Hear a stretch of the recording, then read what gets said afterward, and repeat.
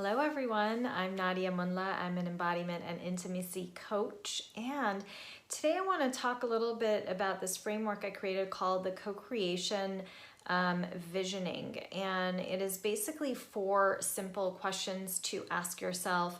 I initially created this because I find that so many of my clients, when I'm working with them on visioning, on leadership, on even like business conceptualization, but through an embodied leadership place, which is what I do, there is so much fear and burden on my clients to figure it all out themselves. And I'm always trying to remind them that this is a co-creative life, that it is not actually about you against the world. It is not about you having to do it all on your own, that actually the more you are able to create space for life to co-create with you, the more that everything flows, which is part of what we all want when we're trying to drop in at least equally into our feminine as we are in our, we've been operating in our over cultivated masculine for quite a while now. So I know you all have that down pat.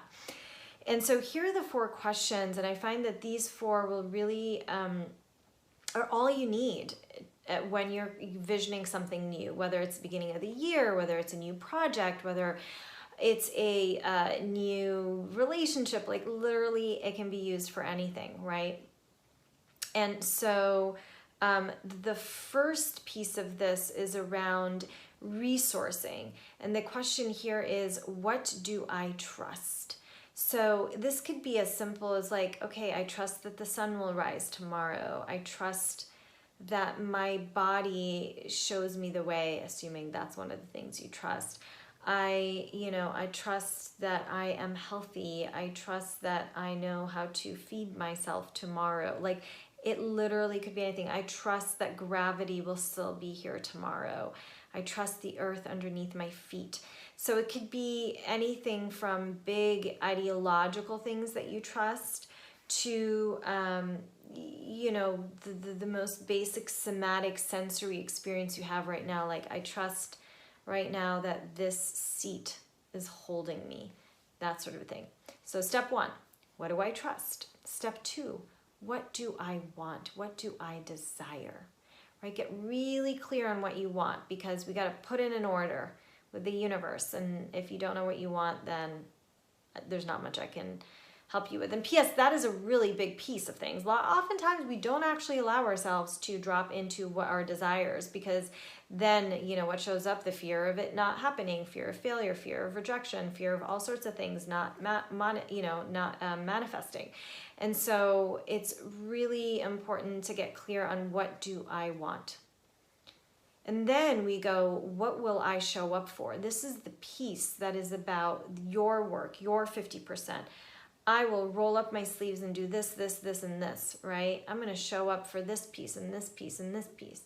And then what will I surrender to is the 4th question, because we have to understand that we do not have control of everything, that we have to allow space in that surrender is the other 50% that we're creating for life to give us, what we need. Sometimes we don't know what that is, right? So if we think we're 100% in control, first of all, that's just delusional.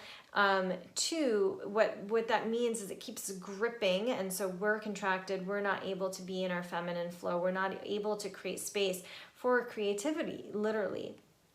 And then also we're not giving the opportunity to other forces outside of ourselves to work with us in union, in flow, in co-creation.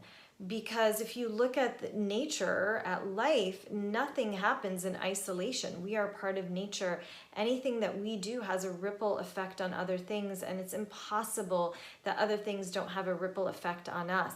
And so when you answer the question of, what do I trust? So you land into a context that feels safe.